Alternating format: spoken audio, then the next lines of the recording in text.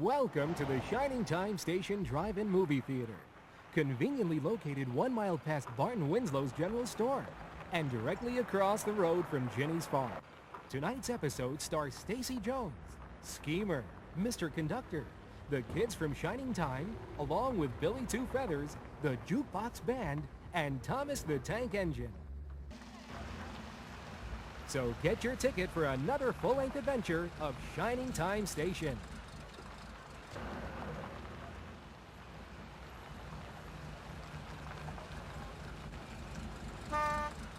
While you're waiting, don't forget to visit our snack bar. We have freshly popped popcorn and plenty of it. And you can get an ice cold drink to go along with it. The following is a paid advertisement from Ginny of Farmer's Dell.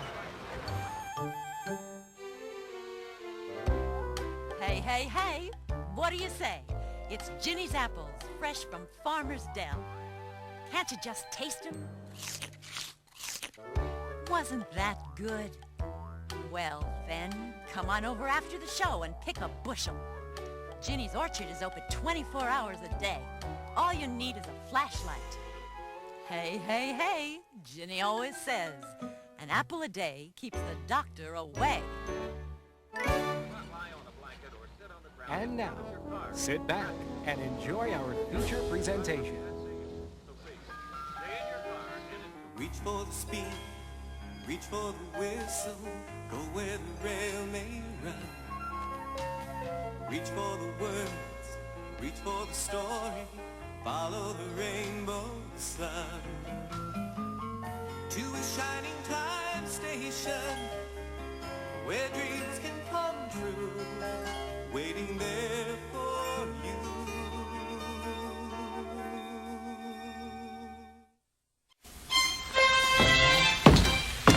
Ah, you young people. How youthful you are in your youngness. Schemer, are you feeling all right? My dear child, I have never felt better. By the way, has a Mr. Hobart Hume III been asking for me? Who is Mr. Hobart Hume III? Mr. Hobart Hume III, owner of the Snarleyville Toxic Chemical Company, one of the truly great chemical companies from here to Snarleyville. And he is president of the Nickelaire Club. He's going to be coming by the station today, and if I can impress him, he's going to let me join. So what's all that stuff for, Schemer? Yeah. Well, these are but a few modest treats for Mr. Hume's elegant snacking enjoyment. Ta-da! Yeah, this is some toffee my mommy made, and my personal favorite, the cake. Wow, great. Hey, get your hands over there! I mean, remove your hands at once, young man. Now, afterwards, if there's anything left, maybe you can share some of this with me. I always eat the head first.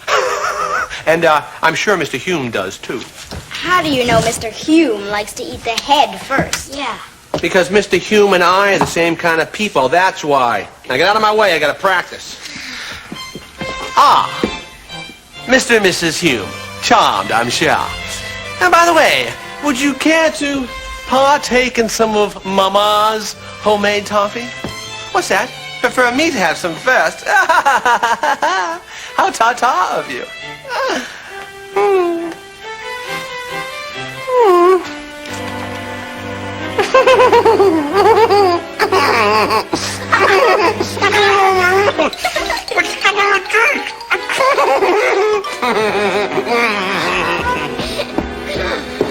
I don't think Mr. Hume is gonna like Schemer's toffee. But how come Hobart Hume III has to come to check out the station? Yeah. What's that got to do with Schemer being in his club? Maybe Hobart wants to see if he can hold the club meetings here. Did I hear someone mention a club? Mr. Conductor, Schemer's going to join the Nickelaire Club. Well, clubs can be fun. I belong to two myself. One is the Messy Club. Once a month, the Messy Club meets and makes a big mess of things. My house, my backyard, you name it. I do that all the time. And I'm not even in a club. But then who has to clean it all up? Who else? The Clean Club. I'm a member of that one, too. They're both very exclusive, which means that not just anybody can join. What do you have to do to become a member? You have to be me. I'm the only member of each one. In fact, I'm off to a meeting of the Messy Club right now. I can't wait to mess things up. I'll tell you how it goes. Oh, I'm late. I hope I don't start without me. Children, I have been to my tailor, picked up my tux, and we are moving uptown. Yeah, if Schemer gets in the Nickelaire Club, we'll go too. Can't you just see this old jukebox in their fancy schmancy lounge? Important people gathering all around with lots of nickels. And Schemer actually showing some class for once. I mean, can you dig it? Or can you dig it? Could someone help me, please? Ah, Mr. Hume, I presume? And you are? Yes, I am... Schemer. At your side, in your pocket, and under your thumb. Ah, the candidate. Let me show you around the station, shall I, please? Mm-hmm. Yes, good. Yes, this desk. It's rather amusing, isn't it? Please, heavens. Yes. Ah, miss, would you kindly tell the station manager that I'm here? I am the station manager. I do not wish to speak to this girl. I wish to speak to the station manager himself. Herself. I'm the station manager, Stacy Jones. Ah, very well. Hobart Hume III. Jones, yes, I know that name. Well, it's rather common. Yes, my dear, I'm afraid it is. Billy Two Feathers. Oh, really? Translated from the French de plume? No, from the Lakota Sioux. Ah, well, good for you. It takes such courage to be an Indian in today's world. We don't say Indian around Shining Time Station. We say Native American. Ah, yes, and a terrific Native American as well. Schemer, this is all rather tedious. Perhaps you could provide some entertainment. Or perhaps the children could. A song, maybe? Oh, yes, they'd love to. You're kidding, right? Oh, Dan, don't be so juvenile, Dan. So then, old man, old boy, how does old Joe Clark sound? You know that one, don't you? Of course not. Well, whatever you say.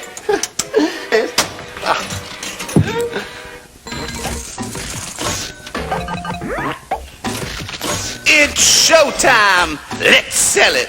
Come on, Nickelaires, here we come. Old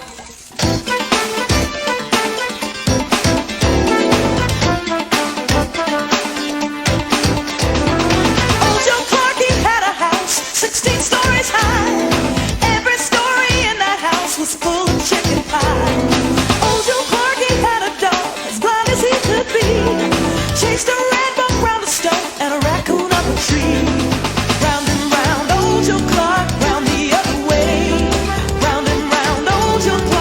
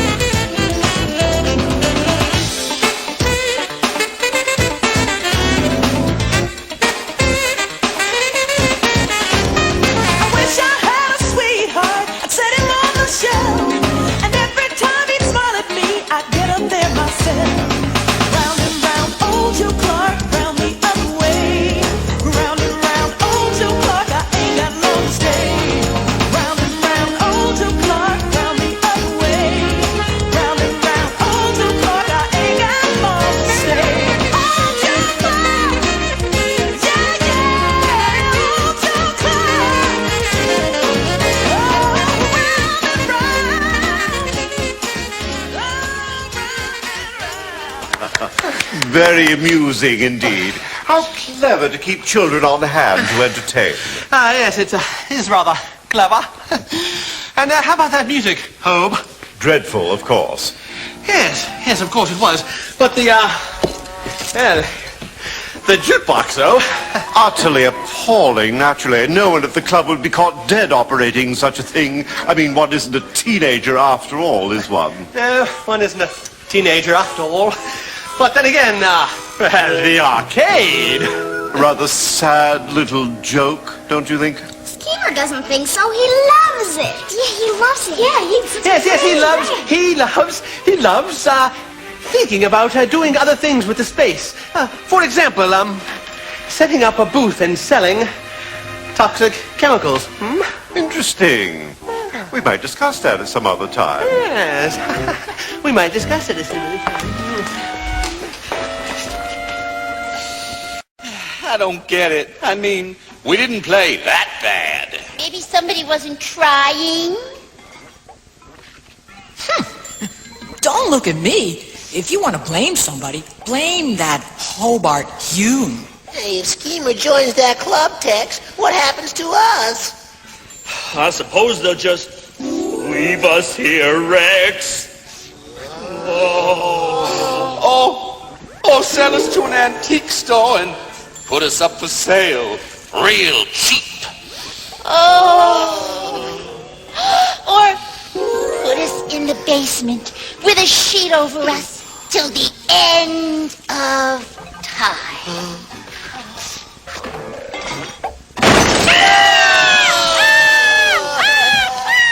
Schemer, I've been wondering if you're really one of our kind.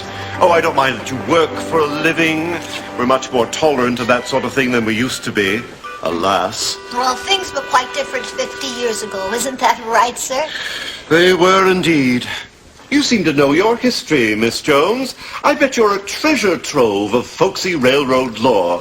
Why not entertain us with some railroad stories, Miss Jones? Oh, you don't really want to hear my stories, sir. Indulge me, Stacy. I love to hear tales of working people. Well, I'm quite busy today, sir. And I bet you tell them every bit as well as a man. Perhaps some other time, sir. Maybe we should go and have this meeting in my workshop. Well, that is not fair. I mean, someone has got to make my visit here more bearable. Folk songs, little children, uncooperative women. Really, Schemer, what kind of frightful place is this? Well, You, Billy Two Feathers. How about a demonstration of your people's wonderful culture? A rain dance, a war dance, some medicine man mumbo-jumbo. Surprise me. Oh, I'd love to surprise you. quite a kidder he is. Yes, how droll. Well, perhaps some other time, Chief. Chief? Yes, Chief. Chief, Chief, big joke, Chief, laughing gas. But he's only joking. He appears to be obnoxious, but he's only joking. And Stacy here, why, certainly she appears to be sarcastic and snippy, but it's a joke. And, take the children, please. But, seriously, though, they appear rude, but they're just joking. It's just a joke. It's all just one big joke. One horrible joke. The whole station is just one joke. And, well, if you don't like it, then don't blame me, because I don't like it either. Neither. Schemer, I've had my doubts about you. Well, haven't we all? But I think you're beginning to show promise. I think you may just be our kind.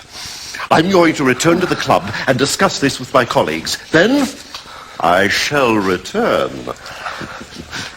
Miss Jones, Chief Two Feathers, children. So delightful meeting you. And we're delighted as well. Ta-ta. All right. Oh, is he something or what? Oh, yeah, he's something, all right. I know just what that something is. Class. Total class with a capital K. I tell you, though, I have to take some of the credit because I certainly knew how to handle that guy. Schemer, why would you ever want to be like him? Your Mr. Hume is the most insulting, arrogant, prejudiced person I have ever met. Miss Jones, that's just his personality. Well, who does he think he is? Doesn't he know we have a busy station to run? He thinks he's better than everyone else. I know. Isn't it great? Oh. Hey, don't worry about it, Jonesy. You're going to get what you want. Which is what? To get into the Nickelaire Club, that's what. Oh. Don't you see, I got the whole thing planned out. Once I'm in, I can get you guys in. Is that clever or is that clever? Schemer,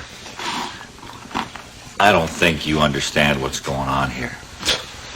Billy, do I look like the type of man who doesn't know what's going on?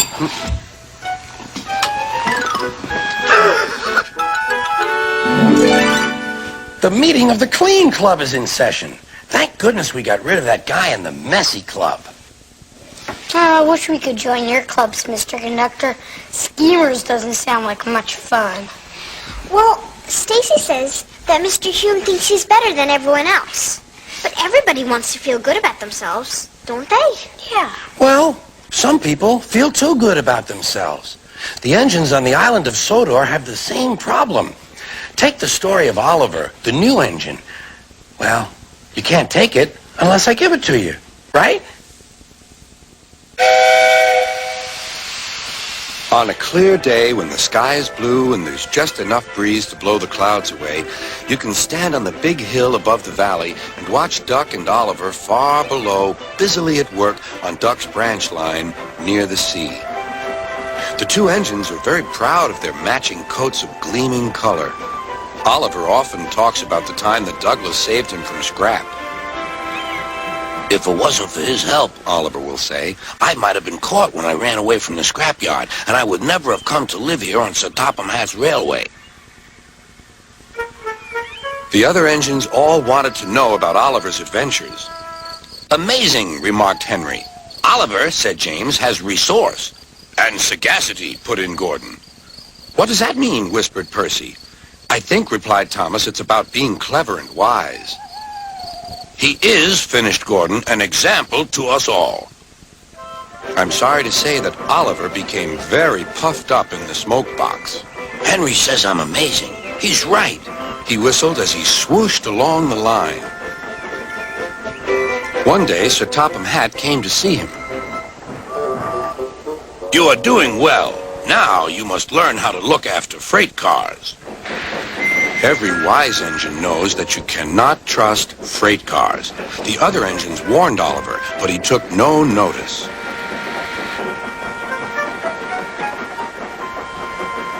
You think I can't manage, he said, huffily. Gordon knows better. He says I'm sagacious. You may be good gracious or whatever you call it, but cars can be troublesome, and... Say no more, Duck, interrupted Donald. It's a pity, but the wee engine will just have to learn for himself. Oliver pulled some loaded cars to a siding and pushed the empties to the chute.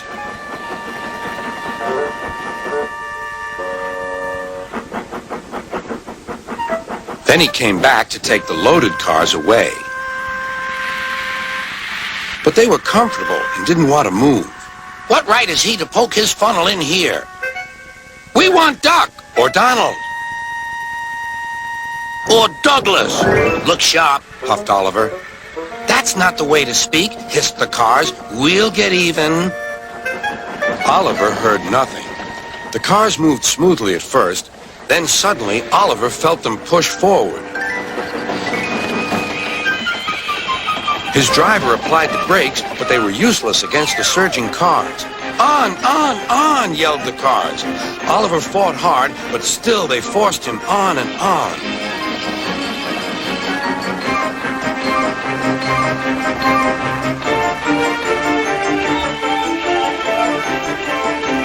At last, the cars grew tired. I'm winning, gasped Oliver. But it was too late.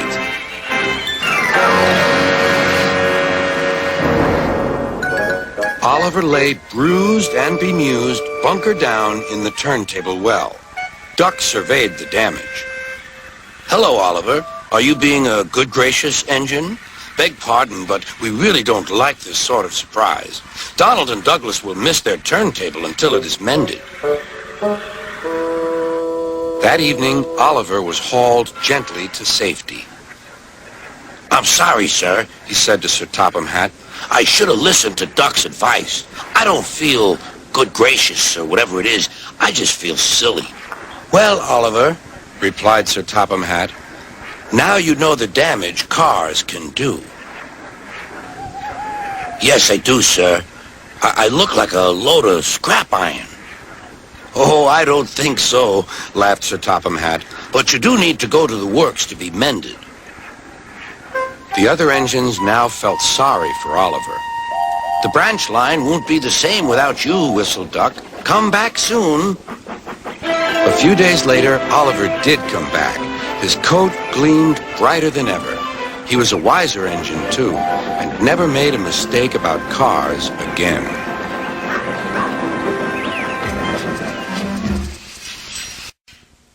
Oliver's sort of like Mr. Hume. I think Mr. Hume is worse than Oliver. At least Oliver learned that he wasn't better than everyone else. Yeah. Oh, Schemer! This is the stickiest toffee I've ever stepped in. I don't think I'll stick around.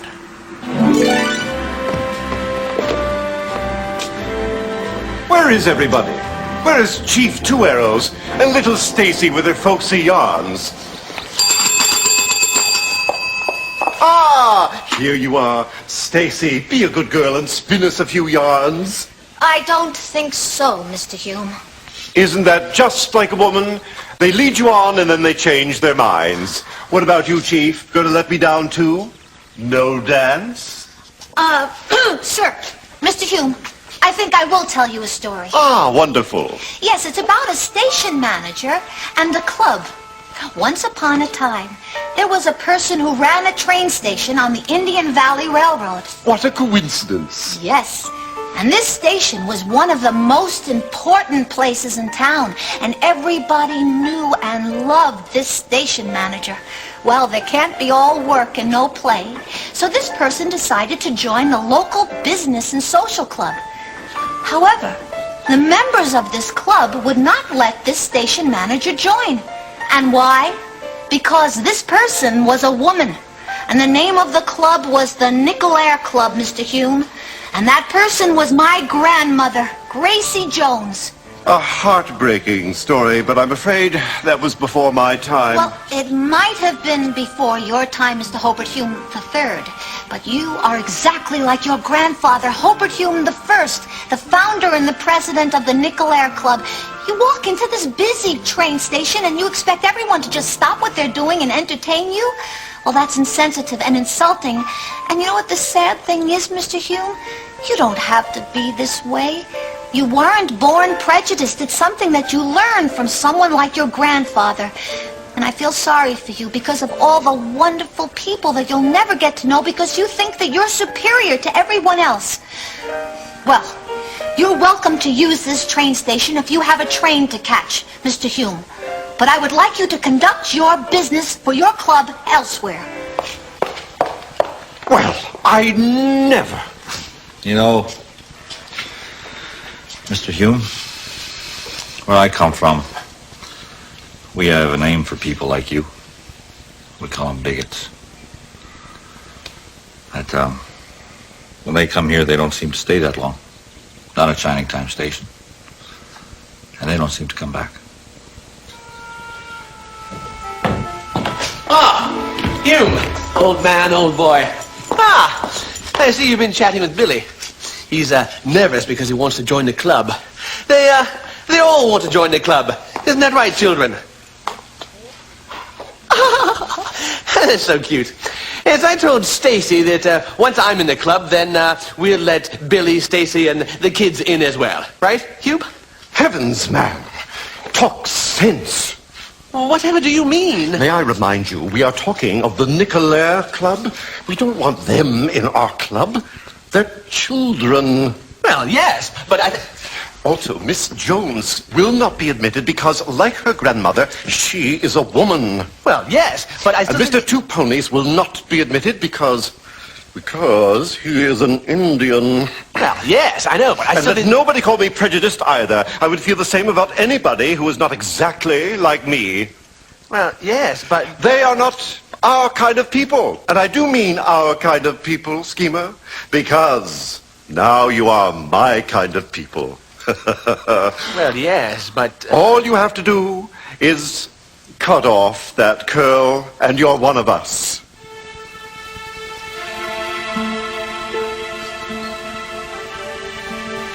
What, are you kidding with me? Cut off my curl? Hey, that's what makes me, me. I'm not cutting off my curl. I'd rather throw away my nickels than cut off my curl. Hey, what kind of a club is this you got there going anyway, huh? If everyone's got to be like you.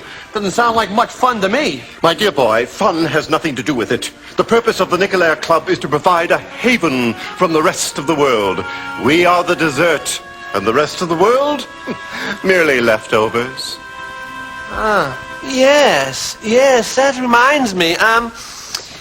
Would you care to partake in some of Mama's homemade toffee? Oh, thank you. Don't mind if I do. Sticky. Yes. Yes, I agree completely. Totally agree. Yes. Now, listen here, bud, huh? I don't know what kind of club you're running here, but I don't want to be in your nickel nose in the air club. I mean, if it's not good enough for my friends, then it's not good enough for me. Go. Go.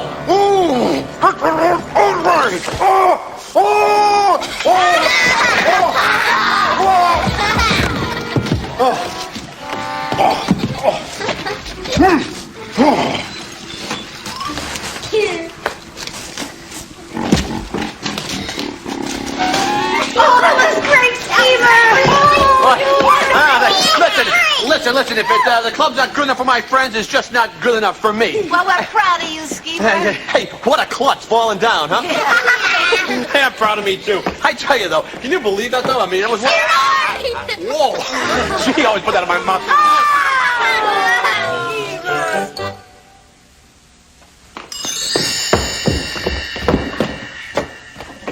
Mr. Conductor, who cleaned up the station?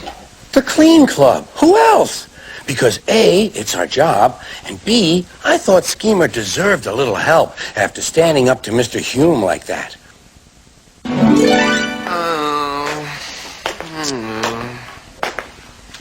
What's wrong, Schemer? I just wish that there was a good club to join, you know? Hey, who straightened up the place?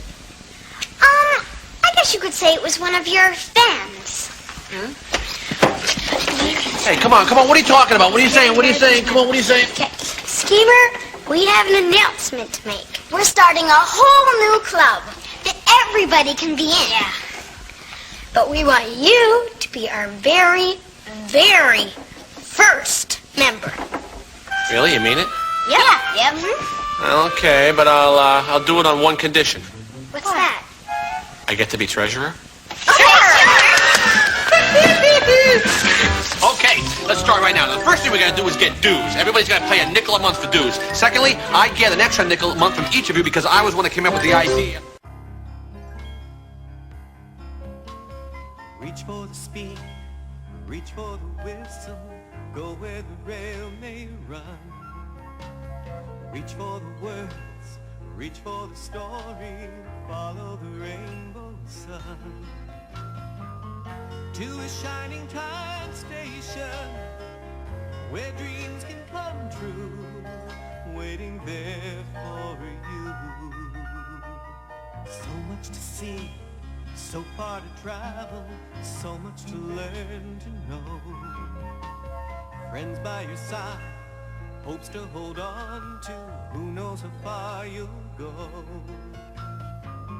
To a shining time station, where dreams can come true. Your own imagination waiting there for you. The following short movie was paid for by Schemer.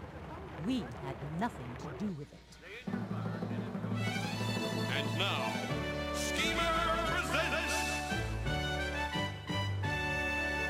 a series of really worthwhile buying, can't-miss inspirational video lessons that sometimes teach you stuff. Produced by Schemer, written by Schemer, directed by Schemer, and starring Schemer as himself. Taped on location in his very own room. And now, let's join me.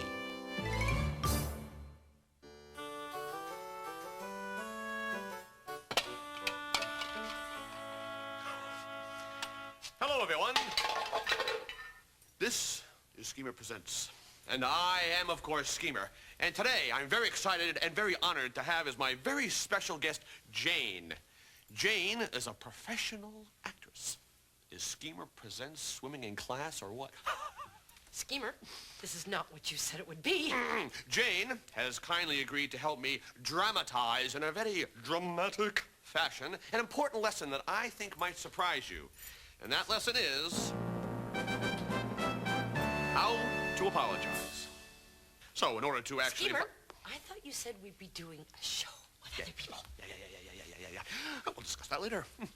So, to demonstrate how to apologize, I have written a little scene here, which Jane will help me act out. Now, in this scene, Jane will play herself, and I will be playing me. The setting is a small Paris cafe somewhere in Indian Valley. Hi, Jane. Would you like to hear about my arcade business? Uh-huh. Well, as you know, I'm running the arcade at Shining Time Station, and I'm making nickels like no one's business. Uh-huh. Because you know what a dazzling flair I have for business. Uh-huh. Can you do me a favor when I say that? Go. Because you know what a dazzling flair I have for business. Uh-huh. Now, as you know, I spoke to you about the arcade 2 years ago. Uh-huh. Yet you have never found it within your will to come visit me once, or put a nickel in the jukebox, or buy even a single cheese doodle. Oh, Jane, Jane, I believe you owe me an apology. Uh-huh. Schemer! What? This is terrible! What page are you on? What line is that? I don't know where that is. What are you I talking mean, this whole thing is terrible. This isn't a show. It's a joke. Beg to differ. Schemer Presents is not a joke. You told me we'd be doing a real play with lots of actors and costumes and makeup, and I would have a very important part. And all I'm doing is standing here saying, uh-huh, uh-huh. But Jane, you do it so well. Schemer, you owe me an apology. Don't crack me up. I owe you an apology. Didn't you read the script? Right here on page 3. I say, don't you owe me an apology, and you say, uh-huh. You said, uh-huh, uh-huh, uh-huh. Schemer, that's make-believe. I mean for real. You owe me a real apology for not telling me the whole truth about this thing. Oh, you want a real apology? Mm-hmm. Oh. Watch this. Oh, Jane, I am really, really, really sorry for whatever it is that I've supposedly done that you have said that I have done. And I want you to accept this unbelievably real apology from a really, really sincere me. Yours truly, Schemer. Whoa! That was really good. I just bang. That was good. Wow. That was a good apology. That was the worst apology I've ever heard in my life. What are you talking about? I got down on my knees and went on for days and days. I said, really, really, really. That was a good apology. But you didn't mean it. I want you to mean it. An apology you don't mean is as bad as no apology at all. What are you? I mean, there was a. I was trying to make an apology. I was trying. Well, Schemer, you don't have to try to make it up. You just have to realize how the other person is feeling. Then your apology is real. Now, how would you feel if I misled you like that? I would have been angry. I would have got mad. Or it would have been like, you know, I'm an important businessman. I've got better things to do than to come down here and go, for half an hour when I could have been doing other stuff. Oh. I'm sorry. I guess I do owe you an apology. I just wanted you to come down and help me, and I should have told you exactly what was going on, and I'm sorry. Thank you. I accept your apology. I'll see you later. Okay. Thanks. Thank you. Bye-bye. Thank you. Boy, this calls for a song. Ding, ding, ding, ding. Ready? Here we go. You can say you're sappy, or you can say you're happy, or you can say you're jumpy, or you can say you're lumpy, but you better mean it when you say you're sorry. You better mean it when you say you're sorry. Mean it when you say you're sorry and apologize. Wow, I really messed things up with Jane today, though. But, I did do it in a dramatic way. And I've got it all on tape, so now I've got a show. Wow. Once again, when Schemer says he's going to present, Schemer presents. That's why I feel okay about hoping to see you seeing me next time when Schemer presents, Schemer presents. Oh.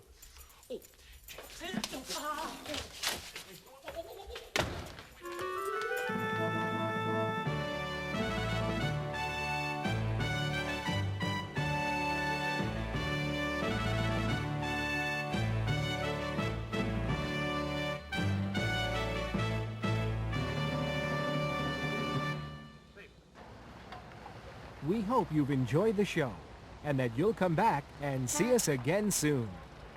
Remember to drive carefully and have a safe trip home.